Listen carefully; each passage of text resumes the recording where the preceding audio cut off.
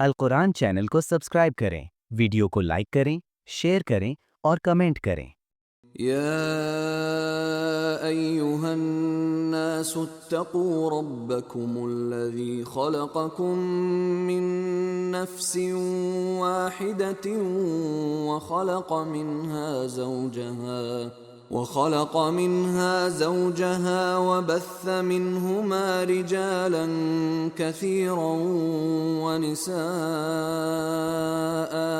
واتقوا الله الذي تساءلون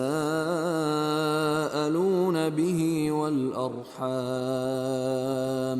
إن الله كان عليكم رقيبا وآتوا اليتامى أموالهم ولا تتبدلوا الخبيث بالطيب ولا تأكلوا أموالهم إلى أموالكم إنه كان حوبا كبيرا وإن خفتم ألا تقسطوا في اليتامى فانكحوا ما طاب لكم من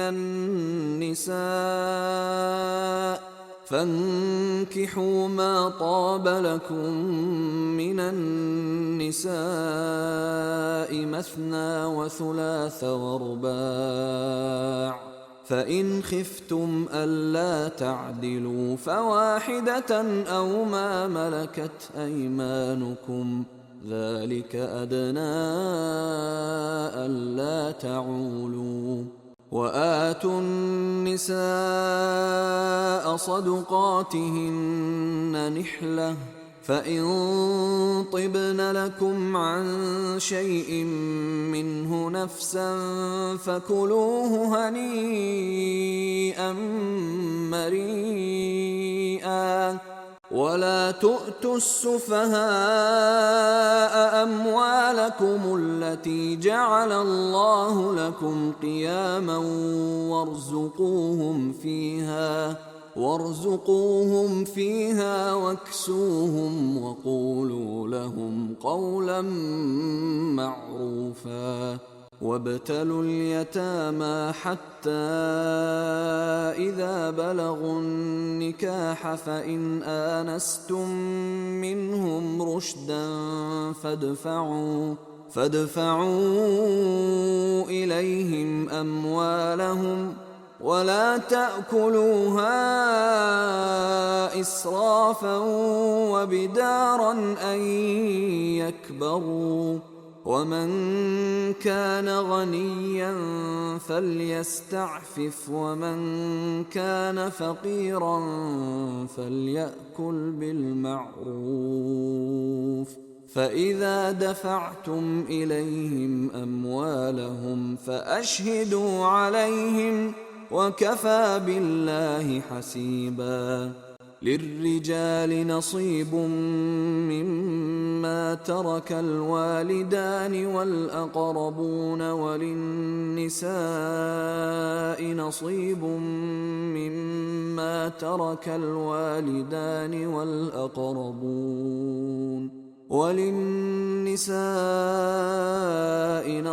مما ترك الوالدان والأقربون مما قل منه أو كثر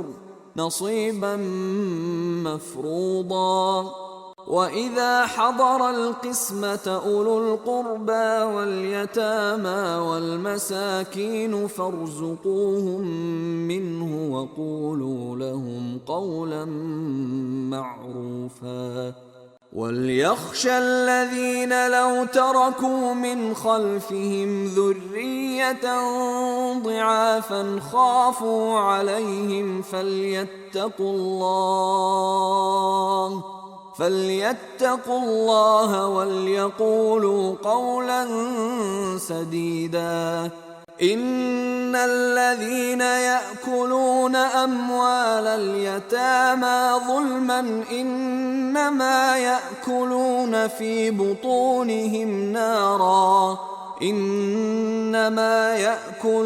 في بطونهم نارا وسيصلون سعيرا يوصيكم الله في أولادكم للذكر مثل حظ الأنثيين فإن كن نساء فوق 2 فلهن ثلثا ما ترك وإن كانت واحدة فلها النصف ولأبويه لكل واحد منهما السدس مما ترك إن كان له ولد فإن لم يكن له ولد وورثه أبواه فلأمه الثلث فإن كان له إخوة فلأمه السدس من بعد وصية يوصي بها أو دين آباؤكم وأبناؤكم لا تدرون أيهم أقرب لكم نفعا فريضة من الله إن الله كان عليما حكيما ولكم نصف ما ترك أزواجكم إن لم يكن لهن ولد فإن كان لهن ولد فلكم الربع مما تركن من بعد وصية يوصين بها أو دين ولهن الربع مما تركتم إن لم يكن لكم ولد فإن كان لكم ولد فلهن الثمن مما تركتم من بعد وصية توصون بها أو دين وإن كان رجل يورث كلالة أو امرأة وله أخ أو أخت فلكل واحد منهما السدس فإن كانوا أكثر من ذلك فهم شركاء في الثلث من بعد وصية يوصى بها أو دين غير مضار وصية من الله والله عليم حليم تلك حدود الله ومن يطع الله ورسوله يدخله جنات تجري من تحتها الأنهار خالدين فيها وذلك الفوز العظيم ومن يعص الله ورسوله ويتعد حدوده يدخله نارا خالدا فيها وله عذاب مهين واللاتي يأتين الفاحشة من نسائكم فاستشهدوا عليهن 4 منكم فإن شهدوا فأمسكوهن في البيوت حتى يتوفاهن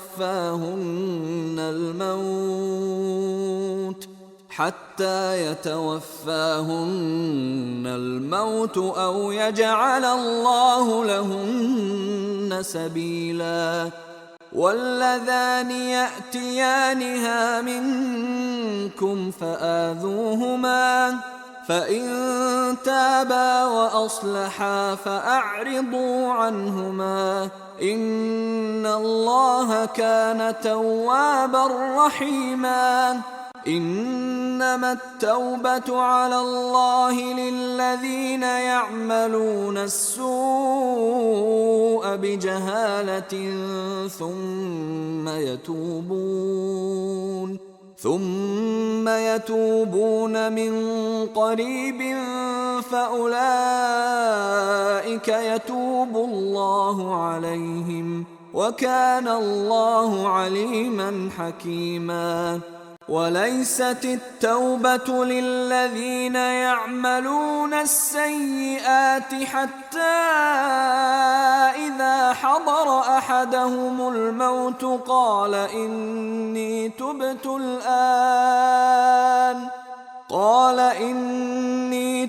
الآن ولا الذين يموتون وهم كفار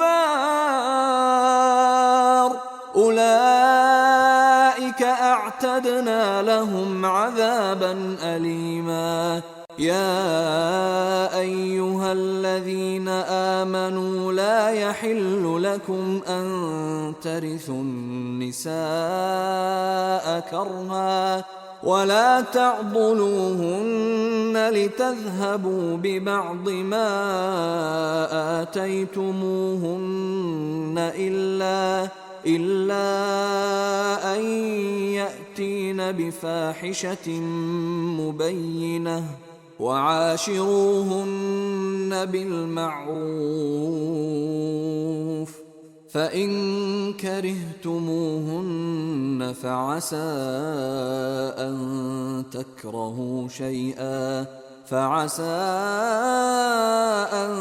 تكرهوا شيئا ويجعل الله فيه خيرا كثيرا. وإن أردتم استبدال زوج مكان زوج وآتيتم إحداهن قنطارا فلا تأخذوا منه شيئا أتأخذونه بهتانا وإثما مبينا.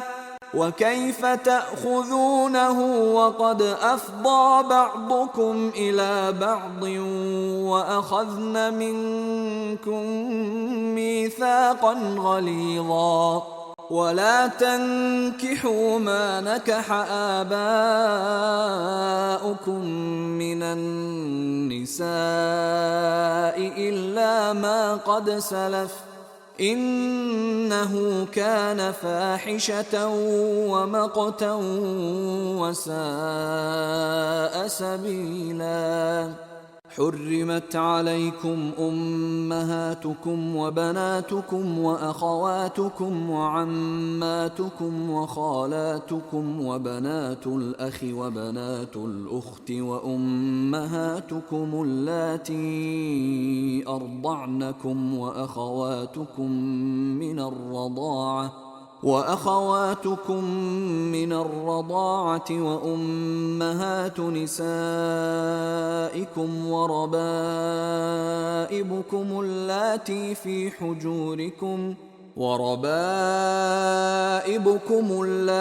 في حجوركم من نسائكم اللاتي دخلتم بهن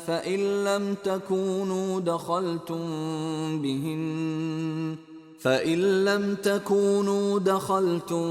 بهن فلا جناح عليكم وحلائل أبنائكم الذين من أصلابكم وأن تجمعوا بين الأختين إلا ما قد سلف إن الله كان غفورا رحيما. والمحصنات من النساء إلا ما ملكت أيمانكم كتاب الله عليكم وأحل لكم ما وراء ذلكم أن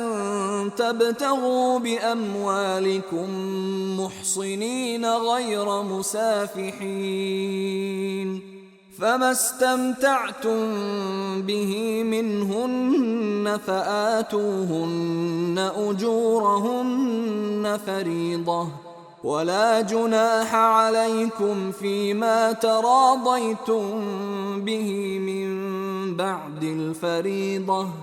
إن الله كان عليما حكيما. ومن لم يستطع منكم طولا أن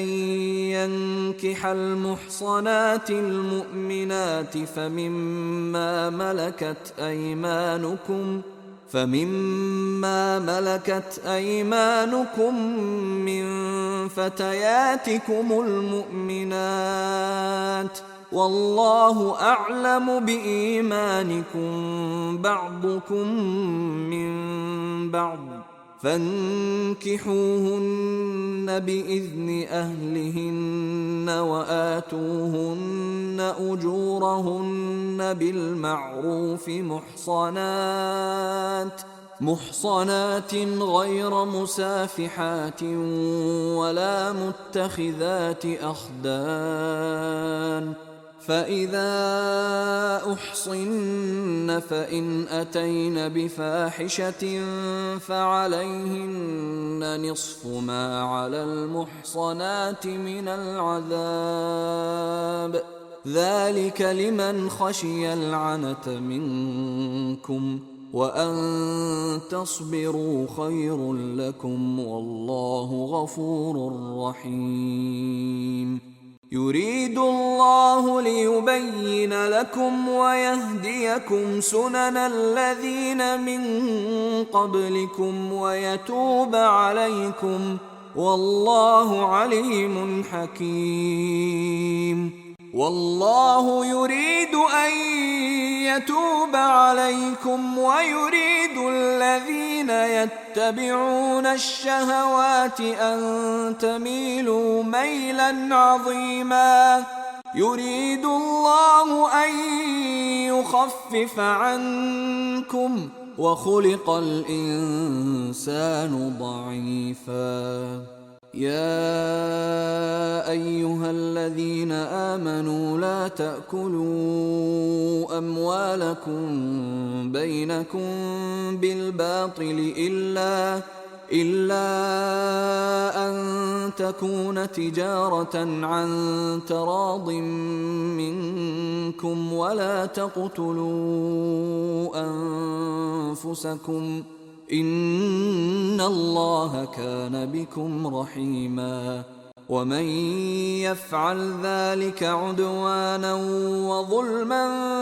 فسوف نصليه نارا وكان ذلك على الله يسيرا. إن تجتنبوا كبائر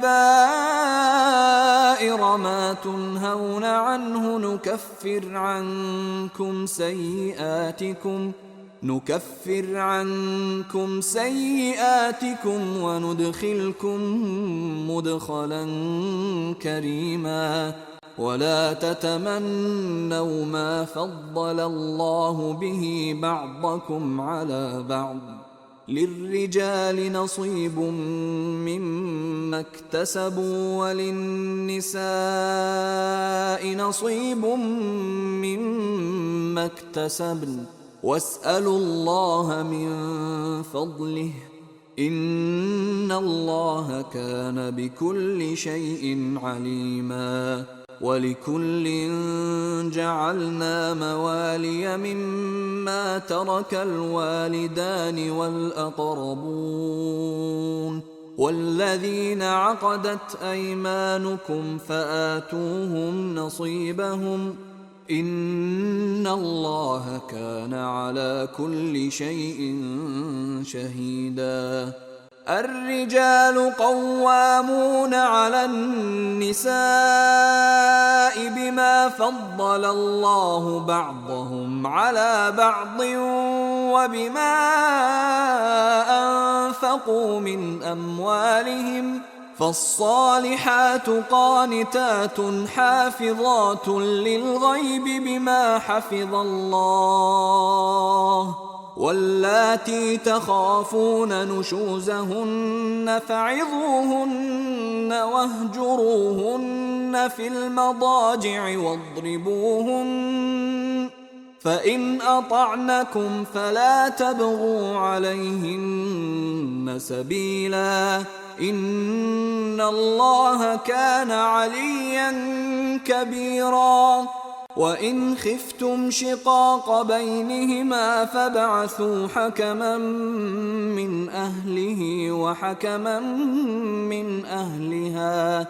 فابعثوا حكما من أهله وحكما من أهلها إن يريدا إصلاحا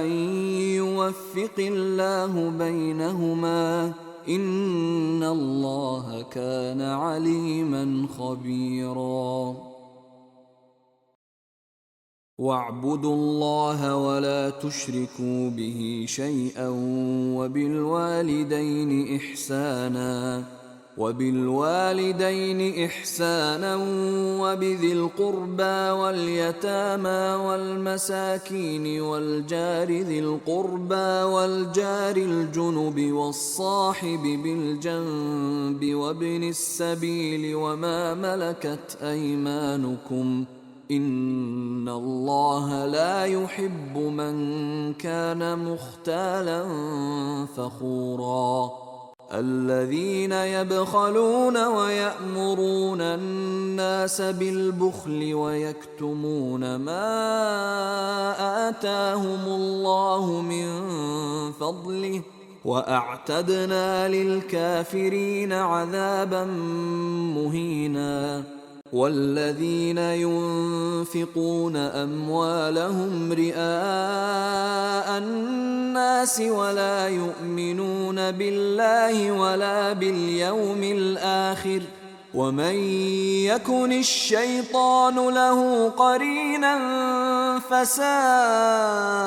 قرينا وماذا عليهم لو آمنوا بالله واليوم الآخر وأنفقوا مما رزقهم الله وكان الله بهم عليما إن الله لا يظلم مثقال ذرة وإن تك حسنة يضاعفها ويؤت من لدنه أجرا عظيما فكيف إذا جئنا من كل أمة بشهيد وجئنا بك على هؤلاء شهيدا يومئذ يود الذين كفروا وعصوا الرسول لو تسوى بهم الأرض ولا يكتمون الله حديثا يا أيها الذين آمنوا لا تقربوا الصلاة وأنتم سكارى حتى تعلموا ما تقولون ولا جنبا إلا عابري سبيل حتى تغتسلوا وإن كنتم مرضى أو على سفر أو جاء أحد منكم من الغائط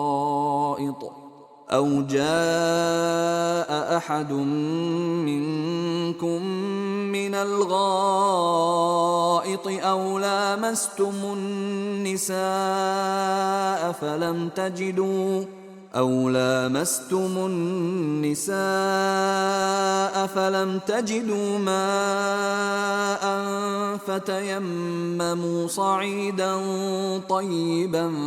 فامسحوا بوجوهكم وأيديكم إن الله كان عفوا غفورا ألم تر إلى الذين أوتوا نصيبا من الكتاب يشترون الضلالة ويريدون أن تضلوا السبيل والله أعلم بأعدائكم وكفى بالله وليا وكفى بالله نصيرا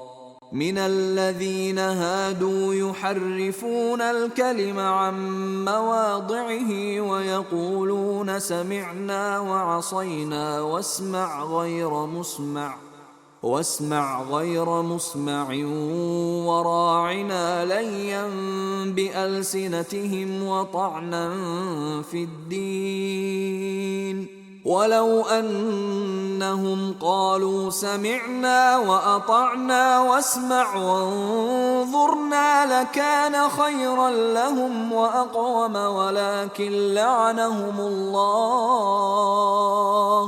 ولكن لعنهم الله بكفرهم فلا يؤمنون إلا قليلا.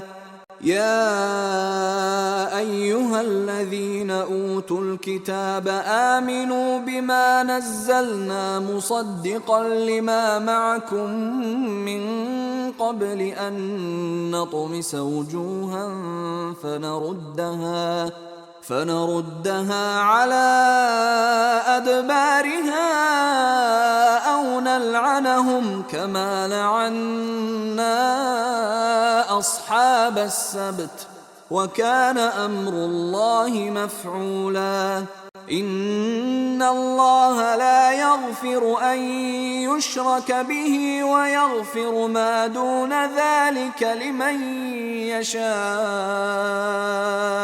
ومن يشرك بالله فقد افترى إثما عظيما. ألم تر إلى الذين يزكون أنفسهم بل الله يزكي من يشاء ولا يظلمون فتيلا. انظر كيف يفترون على الله الكذب وكفى به إثما مبينا. ألم تر إلى الذين أوتوا نصيبا من الكتاب يؤمنون بالجبت والطاغوت ويقولون للذين كفروا هؤلاء أهدى من الذين آمنوا سبيلا. أولئك الذين لعنهم الله ومن يلعن الله فلن تجد له نصيرا. أم لهم نصيب من الملك فإذا لا يؤتون الناس نقيرا. أم يحسدون الناس على ما آتاهم الله من فضله فقد آتينا آل إبراهيم الكتاب والحكمة وآتيناهم ملكا عظيما. فمنهم من آمن به ومنهم من صد عنه وكفى بجهنم سعيرا. إن الذين كفروا بآياتنا سوف نصليهم نارا كلما نضجت جلودهم بدلناهم جلودا غيرها ليذوقوا العذاب إن الله كان عزيزا حكيما. والذين آمنوا وعملوا الصالحات سندخلهم جنات تجري من تحتها الأنهار خالدين فيها أبدا لهم فيها أزواج مطهرة وندخلهم ظلا ظليلا. إن الله يأمركم أن تؤدوا الأمانات إلى أهلها وإذا حكمتم بين الناس أن تحكموا بالعدل إن الله نعما يعظكم به إن الله كان سميعا بصيرا. يا أيها الذين آمنوا أطيعوا الله وأطيعوا الرسول وأولي الأمر منكم، فإن تنازعتم في شيء فردوه إلى الله والرسول إن كنتم تؤمنون بالله واليوم الآخر، ذلك خير وأحسن تأويلا. ألم تر إلى الذين يزعمون أنهم آمنوا بما أنزل إليك وما أنزل من قبلك يريدون أن يتحاكموا إلى الطاغوت وقد أمروا أن يكفروا به ويريد الشيطان أن يضلهم ضلالا بعيدا. وإذا قيل لهم تعالوا إلى ما أنزل الله وإلى الرسول رأيت المنافقين يصدون عنك صدودا. فكيف إذا أصابتهم مصيبة بما قدمت أيديهم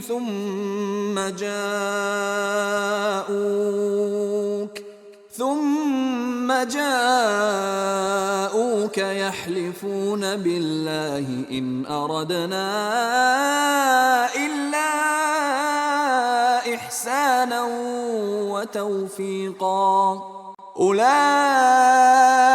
الذين يعلم الله ما في قلوبهم فأعرض عنهم وعظهم وقل لهم في أنفسهم قولا بليغا. وما أرسلنا من رسول إلا ليطاع بإذن الله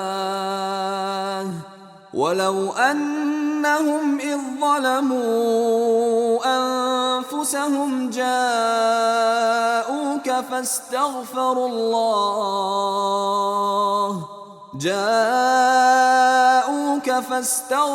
الله واستغفر لهم الرسول لوجدوا الله توابا رحيما. فلا وربك لا يؤمنون حتى يحكموك فيما شجر بينهم ثم لا يجدوا في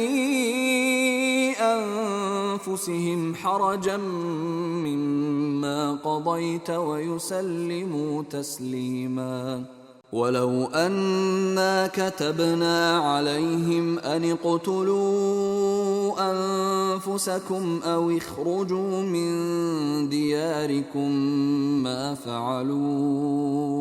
ما فعلوه إلا قليل منهم ولو أنهم فعلوا ما يوعظون به لكان خيرا لهم وأشد تثبيتا. وإذا لآتيناهم من لدنا أجرا عظيما ولهديناهم صراطا مستقيما. ومن يطع الله والرسول فأولئك مع الذين أنعم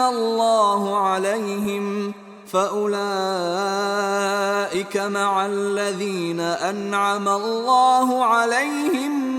من النبيين والصديقين والشهداء والصالحين وحسن أولئك رفيقا. ذلك الفضل من الله وكفى بالله عليما. يا أيها الذين آمنوا خذوا حذركم فانفروا ثبات أو انفروا جميعا وإن منكم لمن ليبطئن فإن أصابتكم مصيبة قال قد أنعم الله علي إذ لم أكن معهم شهيدا ولئن أصابكم فضل من الله ليقولن كأن لم تكن بينكم وبينه مودة يا ليتني كنت معهم فأفوز فوزا عظيما فليقاتل في سبيل الله الذين يشرون الحياة الدنيا بالآخرة ومن يقاتل في سبيل الله فيقتل أو يغلب فسوف نؤتيه أجرا عظيما وما لكم لا تقاتلون في سبيل الله والمستضعفين من الرجال والنساء والولدان الذين يقولون ربنا أخرجنا من هذه القرية الظالم أهلها واجعل لنا من لدنك وليا واجعل لنا من لدنك نصيرا الذين آمنوا يقاتلون في سبيل الله والذين كفروا يقاتلون في سبيل الطاغوت فقاتلوا أولياء الشيطان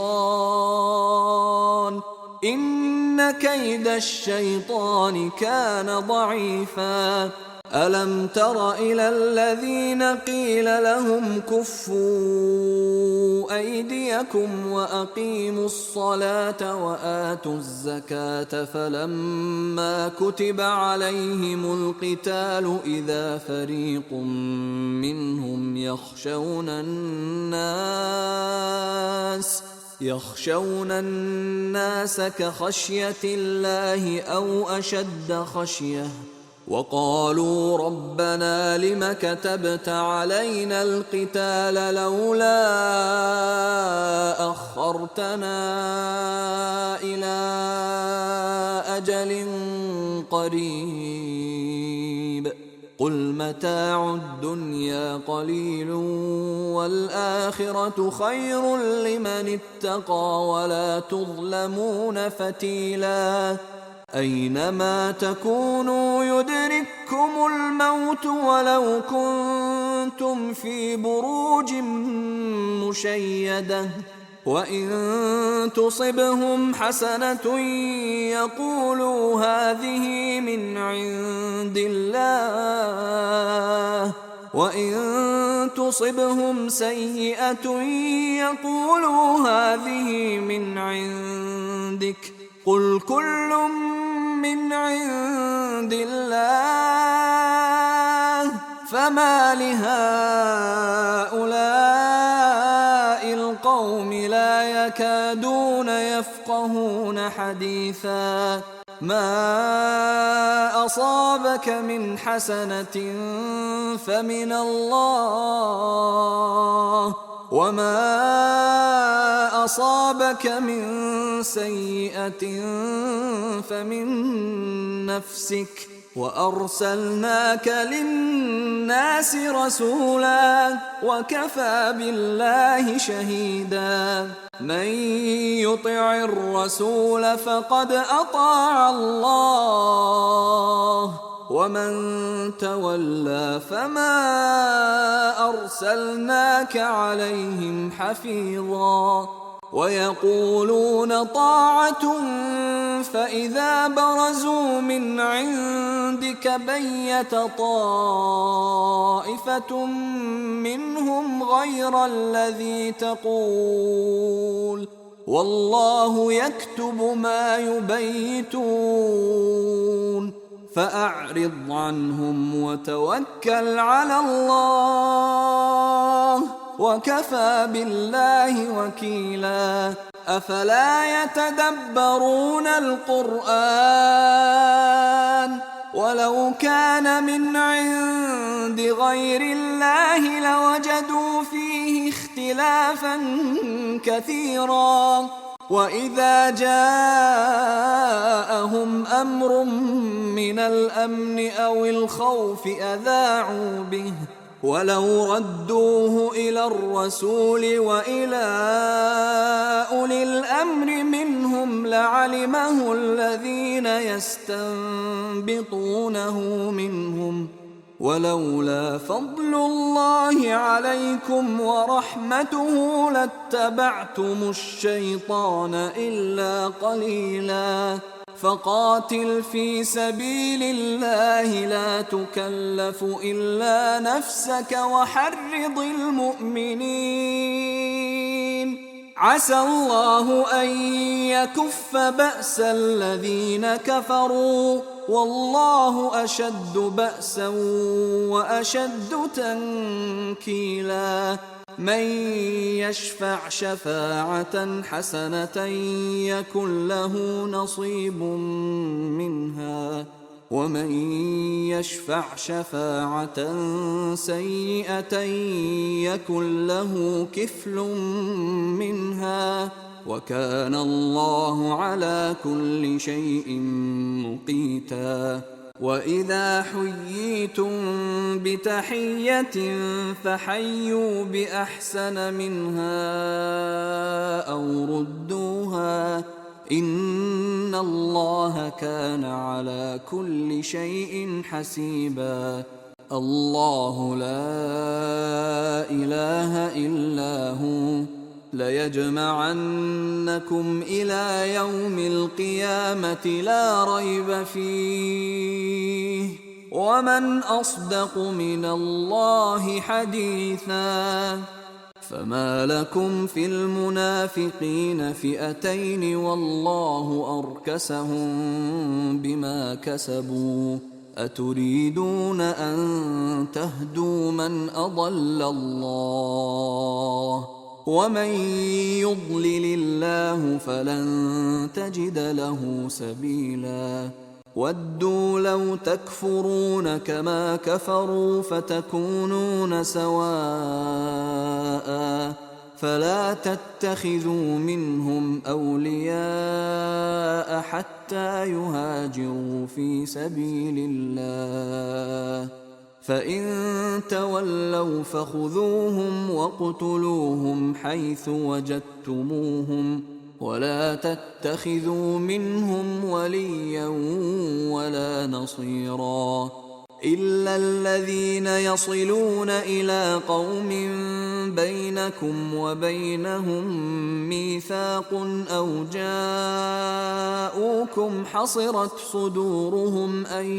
يقاتلوكم أو يقاتلوا قومهم ولو شاء الله لسلطهم عليكم فلقاتلوكم فإن اعتزلوكم فلم يقاتلوكم وألقوا إليكم السلم فما جعل الله لكم عليهم سبيلا ستجدون آخرين يريدون أن يأمنوكم ويأمنوا قومهم كلما ردوا إلى الفتنة أركسوا فيها فإن لم يعتزلوكم ويلقوا إليكم السلم ويكفوا أيديهم فخذوهم واقتلوهم حيث ثقفتموهم وأولئكم جعلنا لكم عليهم سلطانا مبينا وما كان لمؤمن أن يقتل مؤمنا إلا خطأ، ومن قتل مؤمنا خطأ فتحرير رقبة مؤمنة ودية مسلمة إلى أهله إلا أن يصدقوا، فإن كان من قوم عدو لكم وهو مؤمن فتحرير رقبة مؤمنة، وإن كان من قوم بينكم وبينهم ميثاق فدية مسلمة إلى أهله وتحرير رقبة مؤمنة، فمن لم يجد فصيام شهرين متتابعين توبة من الله، وكان الله عليما حكيما. ومن يقتل مؤمنا متعمدا فجزاؤه جهنم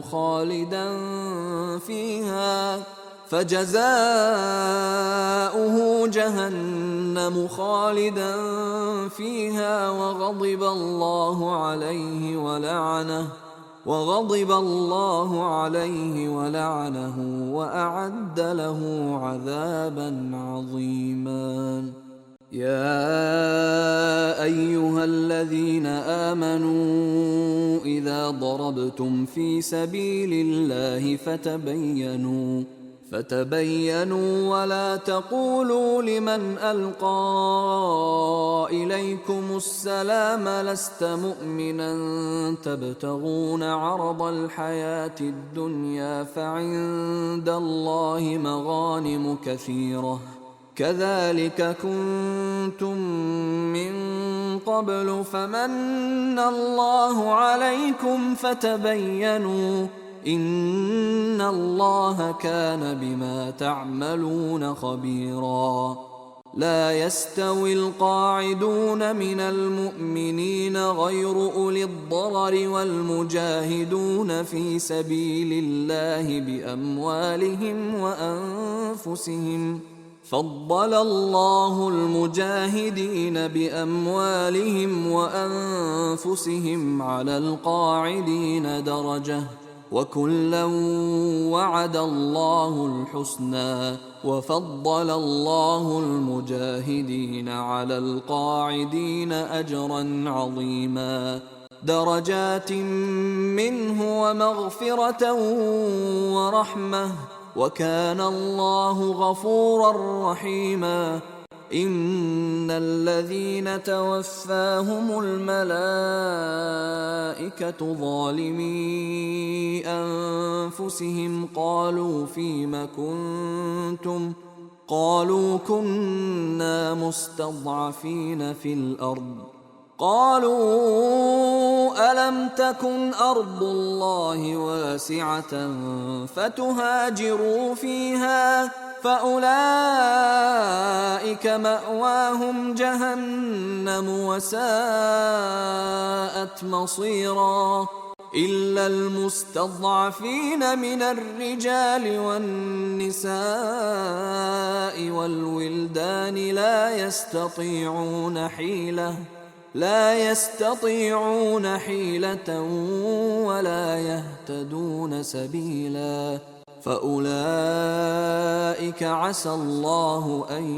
يعفو عنهم، وكان الله عفوا غفورا. ومن يهاجر في سبيل الله يجد في الأرض مراغما كثيرا وسعة، ومن يخرج من بيته مهاجرا إلى الله ورسوله ثم يدركه الموت فقد وقع أجره على الله، وكان الله غفورا رحيما. وإذا ضربتم في الأرض فليس عليكم جناح أن تقصروا من الصلاة إن خفتم أن يفتنكم الذين كفروا إن الكافرين كانوا لكم عدوا مبينا.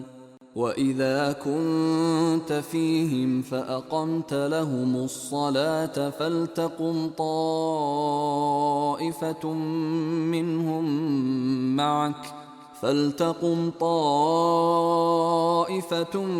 منهم معك وليأخذوا أسلحتهم فإذا سجدوا فليكونوا من ورائكم ولتأت طائفة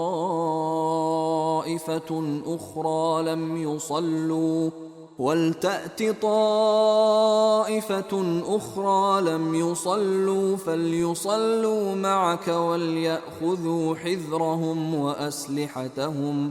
وَدَّ الَّذِينَ كَفَرُوا لَوْ تَغْفُلُونَ عَنْ أَسْلِحَتِكُمْ وَأَمْتِعَتِكُمْ فَيَمِيلُونَ عَلَيْكُمْ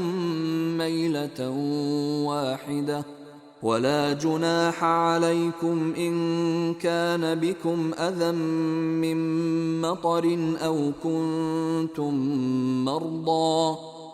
كُنتُم مَّرْضَىٰ أَن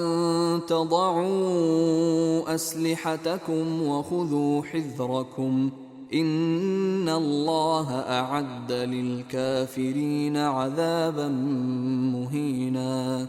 فَإِذَا قَضَيْتُمُ الصَّلَاةَ فاذْكُرُوا اللَّهَ قِيَامًا وَقُعُودًا وَعَلَىٰ جُنُوبِكُمْ. فَإِذَا اطْمَأْنَنتُمْ فَأَقِيمُوا الصَّلَاةَ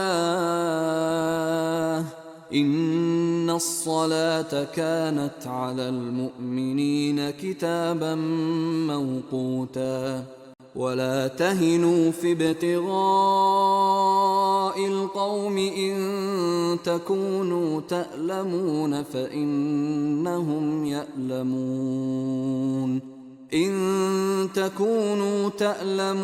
فَإِنَّهُمْ يَأْلَمُونَ كَمَا تَأْلَمُونَ وَتَرْجُونَ مِنَ اللَّهِ مَا لَا يَرْجُونَ وَكَانَ اللَّهُ عَلِيمًا حَكِيمًا. إِنَّا أَنزَلْنَا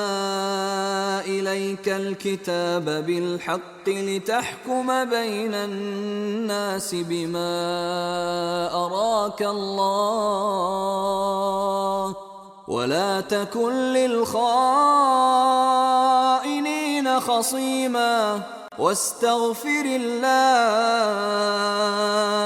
إِنَّ اللَّهَ كَانَ غَفُورًا رَّحِيمًا. وَلَا تُجَادِلْ عَنِ الَّذِينَ يَخْتَانُونَ أَنفُسَهُمْ إِنَّ اللَّهَ لَا يُحِبُّ مَن كَانَ خَوَّانًا أَثِيمًا. يَسْتَخْفُونَ مِنَ النَّاسِ وَلَا يَسْتَخْفُونَ مِنَ اللَّهِ وهو معهم إذ يبيتون ما لا يرضى من القول وكان الله بما يعملون محيطا. ها أنتم هؤلاء جادلتم عنهم في الحياة الدنيا فمن يجادل الله عنهم يوم القيامة أم من يكون عليهم وكيلا. ومن يعمل سوءا أو يظلم نفسه ثم يستغفر الله يجد الله غفورا رحيما. ومن يكسب إثما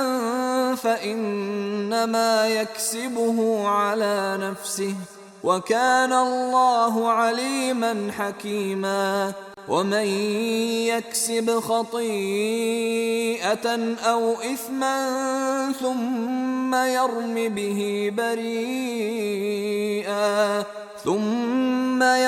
به بريئا فقد احتمل بهتانا وإثما مبينا. ولولا فضل الله عليك ورحمته لهمت طائفة منهم أن يضلوك وما يضلون إلا أنفسهم وما يضرونك من شيء. وأنزل الله عليك الكتاب والحكمة وعلمك ما لم تكن تعلم وكان فضل الله عليك عظيما. لا خير في كثير من نجواهم إلا من أمر بصدقة أو معروف أو إصلاح بين الناس ومن يفعل ذلك ابتغاء مرضات الله فسوف نؤتيه أجرا عظيما. ومن يشاقق الرسول من بعد ما تبين له الهدى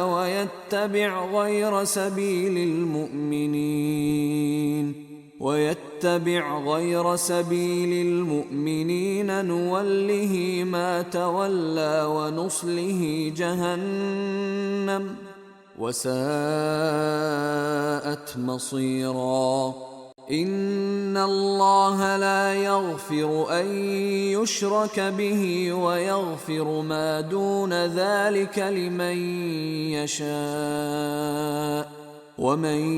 يشرك بالله فقد ضل ضلالا بعيدا. إن يدعون من دونه إلا إناثا وإن يدعون إلا شيطانا مريدا لعنه الله وقال لأتخذن من عبادك نصيبا مفروضا ولأضلنهم ولأمنينهم ولآمرنهم فليبتكن آذان الأنعام ولآمرنهم فليغيرن خلق الله ومن يتخذ الشيطان وليا من دون الله فقد خسر خسرانا مبينا. يعدهم ويمنيهم وما يعدهم الشيطان إلا غرورا. أولئك مأواهم جهنم ولا يجدون عنها محيصا. والذين آمنوا وعملوا الصالحات سندخلهم جنات تجري من تحتها الأنهار خالدين فيها أبدا وعد الله حقا ومن أصدق من الله قيلا. ليس بأمانيكم ولا أماني أهل الكتاب من يعمل سوءا يجز به ولا يجد له من دون الله وليا ولا نصيرا. ومن يعمل من الصالحات من ذكر أو أنثى وهو مؤمن فأولئك يدخلون الجنة ولا يظلمون نقيرا. ومن أحسن دينا ممن من أسلم وجهه لله وهو محسن واتبع ملة إبراهيم حنيفا واتخذ الله إبراهيم خليلا ولله ما في السماوات وما في الأرض وكان الله بكل شيء محيطا ويستفتونك في النساء قل الله يفتيكم فيهن وما يتلى عليكم في الكتاب في يتامى النساء اللاتي لا تؤتونهن ما كتب لهن وترغبون أن تنكحوهن والمستضعفين من الولدان وأن تقوموا لليتامى بالقسط وما تفعلوا من خير فإن الله كان به عليما وإن امرأة خافت من بعلها نشوزا أو إعراضا فلا جناح عليهما أن يصلحا بينهما صلحا والصلح خير وأحضرت الأنفس الشح وإن تحسنوا وتتقوا فإن الله كان بما تعملون خبيرا ولن تستطيعوا أن تعدلوا بين النساء ولو حرصتم فلا تميلوا كل الميل فتذروها كالمعلقة وإن تصلحوا وتتقوا فإن الله كان غفورا رحيما وإن يتفرقا يغن الله كلا من سعته وكان الله واسعا حكيما ولله ما في السماوات وما في الأرض ولقد وصينا الذين أوتوا الكتاب من قبلكم وإياكم أن اتقوا الله وإن تكفروا فإن لله ما في السماوات وما في الأرض وكان الله غنيا حميدا ولله ما في السماوات وما في الأرض وكفى بالله وكيلا إن يشأ يذهبكم أيها الناس ويأت بآخرين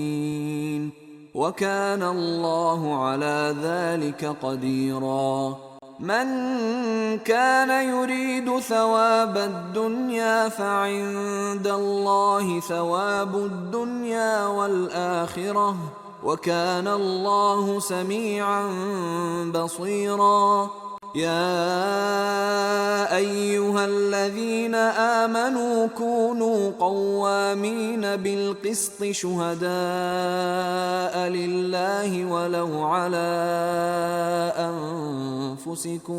ولو على أنفسكم أو الوالدين والأقربين إن يكن غنيا أو فقيرا فالله أولى بهما فلا تتبعوا الهوى أن تعدلوا وإن تلووا أو تعرضوا فإن الله كان بما تعملون خبيرا يا أيها الذين آمنوا بالله ورسوله والكتاب الذي نزل على رسوله والكتاب الذي أنزل من قبل ومن يكفر بالله وملائكته وكتبه ورسله واليوم الآخر فقد ضل ضلالا بعيدا. إن الذين آمنوا ثم كفروا ثم آمنوا ثم كفروا ثم ازدادوا كفرا لم يكن الله ليغفر لهم ولا ليهديهم سبيلا. بشر المنافقين بأن لهم عذابا أليما. الذين يتخذون الكافرين أولياء من دون المؤمنين أيبتغون عندهم العزة فإن العزة لله جميعا. وقد نزل عليكم في الكتاب أن إذا سمعتم آيات الله يكفر بها ويستهزأ بها فلا تقعدوا معهم حتى يخوضوا في حديث غيره إنكم إذا مثلهم. إن الله جامع المنافقين والكافرين في جهنم جميعا. الذين يتربصون بكم فإن كان لكم فتح من الله قالوا ألم نكن معكم وإن كان للكافرين نصيب قالوا ألم نستحوذ عليكم ونمنعكم من المؤمنين فالله يحكم بينكم يوم القيامة ولن يجعل الله للكافرين على المؤمنين سبيلا. إن المنافقين يخادعون الله وهو خادعهم وإذا قاموا إلى الصلاة قاموا كسالى يراءون الناس ولا يذكرون الله إلا قليلا. مذبذبين بين ذلك لا إله هؤلاء ولا إله هؤلاء ومن يضلل الله فلن تجد له سبيلا. يا أيها الذين آمنوا لا تتخذوا الكافرين أولياء من دون المؤمنين أتريدون أن تجعلوا لله عليكم سلطانا مبينا. إن المنافقين في الدرك الأسفل من النار ولن تجد لهم نصيرا إلا الذين تابوا وأصلحوا واعتصموا بالله وأخلصوا دينهم لله فأولئك مع المؤمنين وسوف يؤتي الله المؤمنين أجرا عظيما. ما يفعل الله بعذابكم إن شكرتم وآمنتم وكان الله شاكرا عليما. لا يحب الله الجهر بالسوء من القول إلا من ظلم وكان الله سميعا عليما. إن تبدوا خيرا أو تخفوه أو تعفوا عن سوء فإن الله كان عفوا قديرا.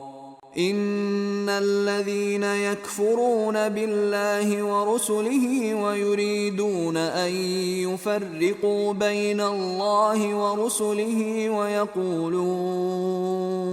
ويقولون نؤمن ببعض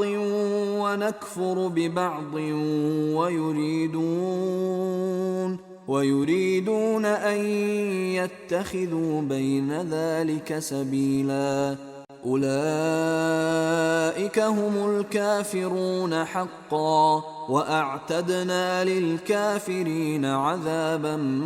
مهينا والذين آمنوا بالله ورسله ولم يفرقوا بين أحد منهم أولئك سوف يؤتيهم أجورهم وكان الله غفورا رحيما يسألك أهل الكتاب أن تنزل عليهم كتابا من السماء فقد سألوا موسى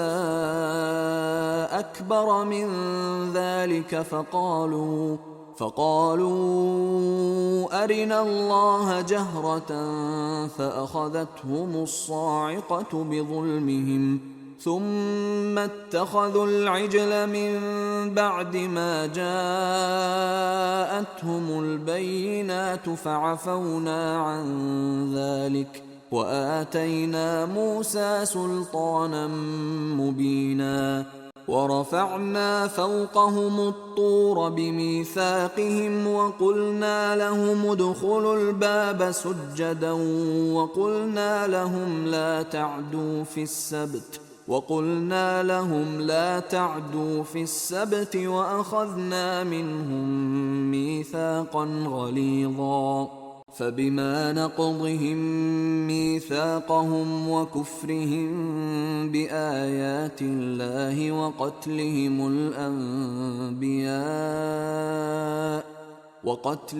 الأنبياء بغير حق وقولهم قلوبنا غلف بل طبع الله عليها بكفرهم فلا يؤمنون إلا قليلا وبكفرهم وقولهم على مريم بهتانا عظيما وقولهم إنا قتلنا المسيح عيسى ابن مريم رسول الله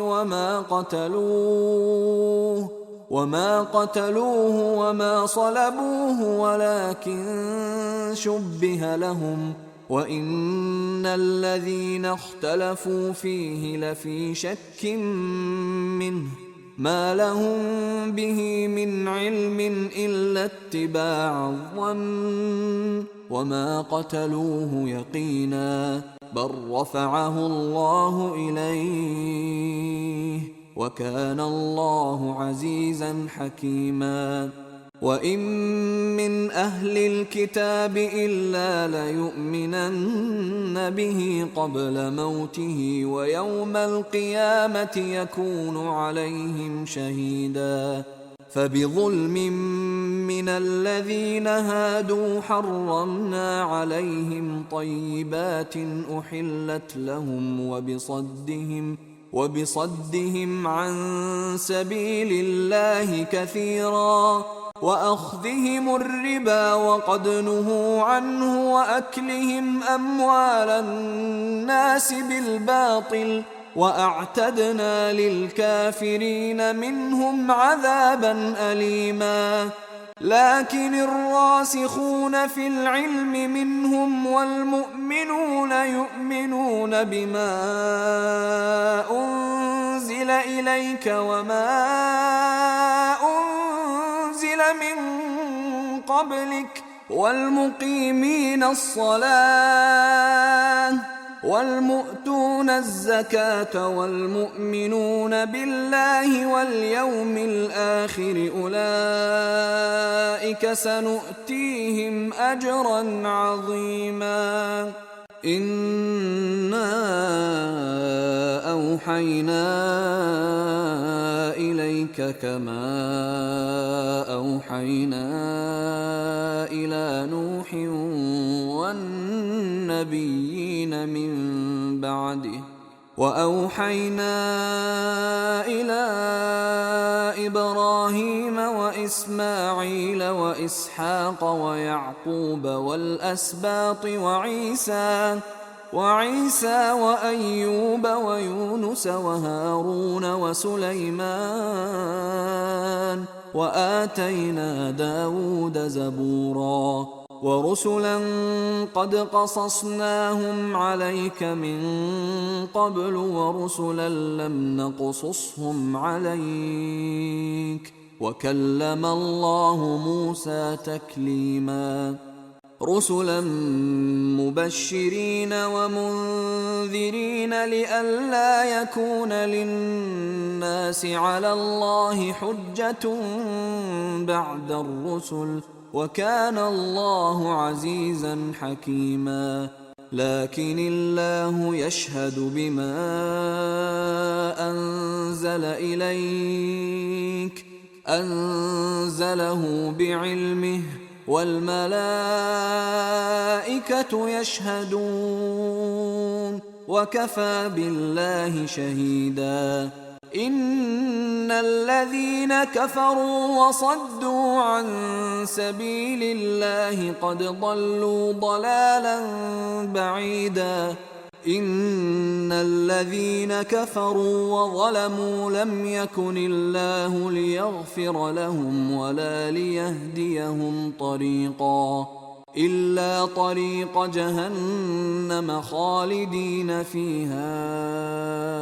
أبدا، وكان ذلك على الله يسيرا. يا أيها الناس قد جاءكم الرسول بالحق من ربكم فآمنوا خيرا لكم، وإن تكفروا فإن لله ما في السماوات والأرض، وكان الله عليما حكيما. يا أهل الكتاب لا تغلوا في دينكم ولا تقولوا على الله إلا الحق،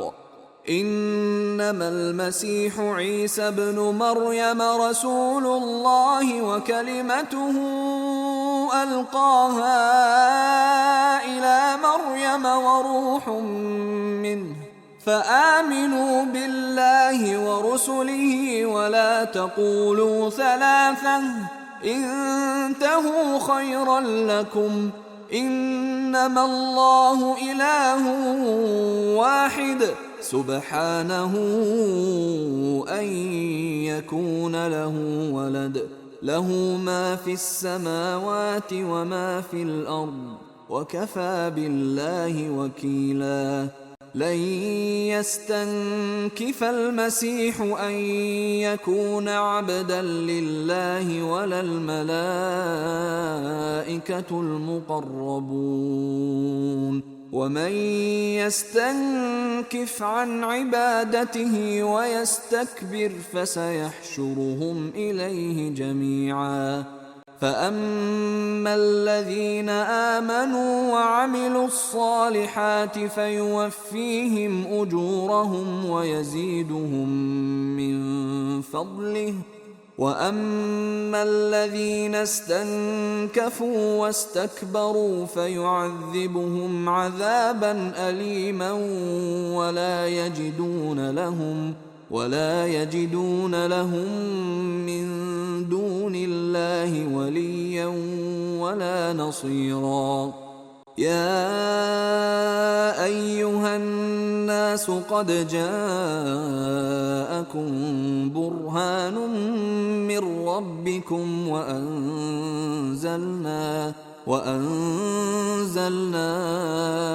إليكم نورا مبينا. فأما الذين آمنوا بالله واعتصموا به فسيدخلهم في رحمة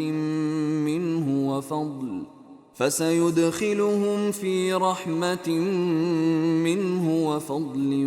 ويهديهم إليه صراطا مستقيما. يستفتونك قل الله يفتيكم في الكلالة إن امرؤ هلك ليس له ولد وله أخت